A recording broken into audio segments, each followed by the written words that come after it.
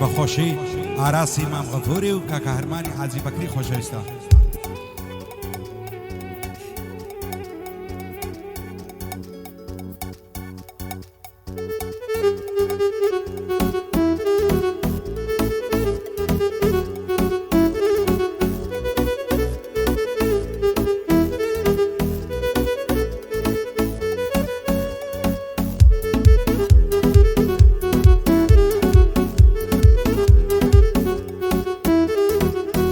کوژتم سوتێن شەی لە چاوی بازیمم هەزار ماشەڵا جوانم جوان و نەرم و عەلیمم بابی ئەو سەم ناداتێ دەنا من پێی ڕازیمم دەگریم و دەناڵێنم گریانی بێ کەسیمم حەسەم بێ بەو خودای کە ڕەحمان و ڕەحیمم خۆکە ئەوچە بۆ من بی ئەوەی عەیب بێنیمم لە دووری بەژن و باڵای بێتاقەت و ماندیمم هەرمانی حاجی بەکر ڕوو بەڕووی دانیشتیمم بۆ کاک سەلام عەلاقیا پشتم بەوی قایمم تا خاچی بەریتانیای ئەو برام نەبێ سیمە دووبارە بۆ سەلامی سەر لەسەر خۆ عەجیمم دۆستی خاڵە هەرمانیەم دەیناسم چەند مهیمم دۆستی خاڵە هەرمانیەم دەیناسم چەند مهیمم.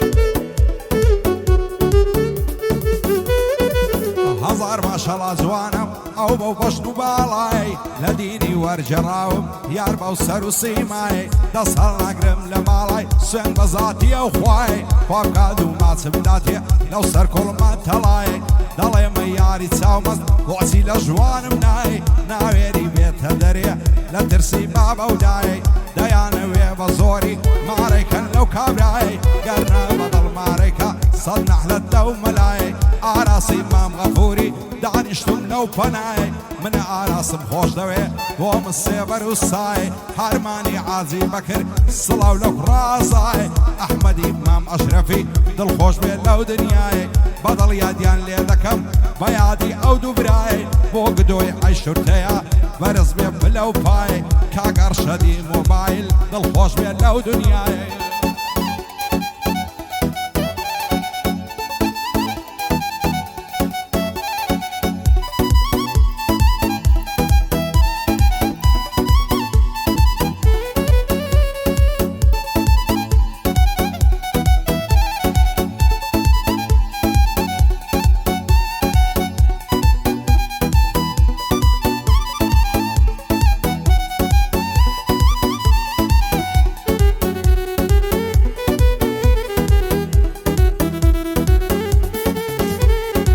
سەر تۆپە لە هەولێرێ دەوای دەردم نەزیرە خۆشم دەوێی بەدڵ و جان هەموو دەم تۆم لە بیرە لە تاویش خوجوانی تۆ ئەو دڵم کۆت و زنجیرە بۆ خواز بێنیت دەنێرم سی سەید و شێخ و میرە بابدا تۆم نەداتێ زاڵم و بێزەمیرە شێوەک من تۆی خۆش دەوێ بە لوتفی تۆ ساویرە نەحبەینی سینگ و مەمکن هێن سپێت دەڵی شیرە چەندەت لەگەرنی جوانە زێڕ و خەنە و کەولیرە ئاراسی مام غەفوری دەبێ ناڵم فەقیرە من ئاراسم خۆش دەوێ جێگای ڕێز و تەقدیرە ڕێبازی حاجی یوسف دەڵی کوڕەوە زیرە ئەو چاوانەی ماز دەکەم من ڕێبازم لە بیرە ڕێبازی حاجی یوسف بۆ من گەورە و ئەمیرە هەزار سڵاوی لێبێ جێگای ڕێز و تەقدیرە جێگای ڕێز و تەقدیرە.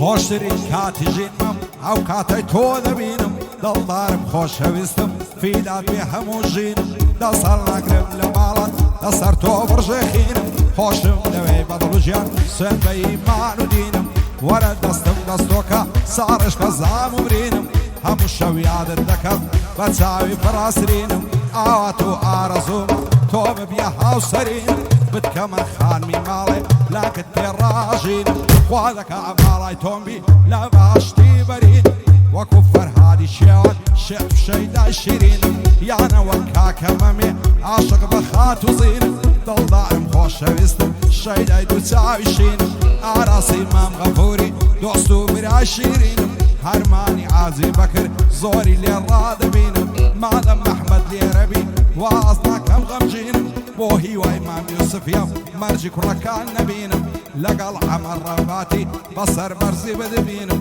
ئەوەش عەمەر ڕەواتی دۆست و برای شیرینم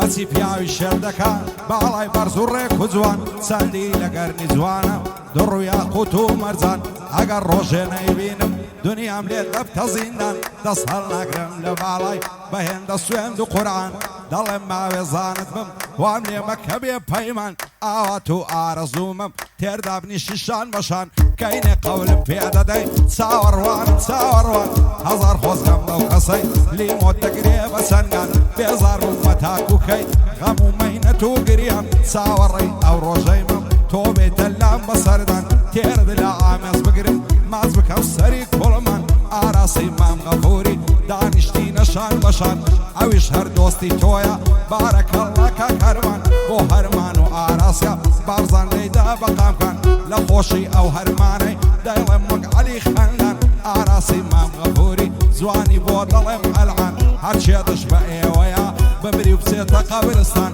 هەرچێ دش بە ئێوەیە جێگەی ببتە قەبرستان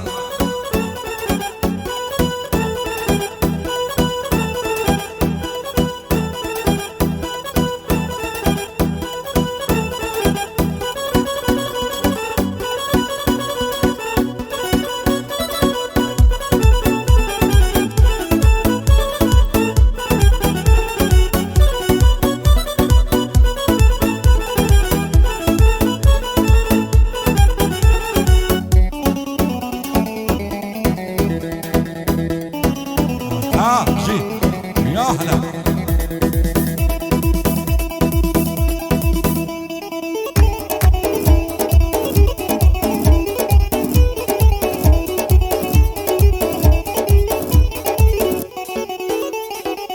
لسريت وخوراي مولم زيزي تاو بخبر او صالقلي قوراوي او هانا بو سالي فار واسي زارينا برسي لمن يشي بريندار تصلنا قم لبارد لصرتو بدريم لدار وانا كعبو من نبي رنزم دروا وخسار شي جولي ناس كو ناصدار دين درون بلن زولار لحوليري وقبهاش خسينا بيني بيار هرسو كوري داي بيني هم زوان هم خوين دوار شان بشاني اكتري درون دستنا بارشي شان آراسی مام غفوری حتی نبینم غمبر هرمانی عازی بکر نیوکی دکم تومر بو هیوا تا دانویا بو بندان دیم خوار بشی احمد دزی باب مینه بو یادگار اوش عمر رباتی بدور بیل ساوزار دوباره بو عراس ڕاستی یاخۆن نەبی شەرمەزار لەو خوددایم داوایە قەتت نەبینم غەمبار نەسیحەت پێکت دەکەم لە یادی نەکەی هیچ جار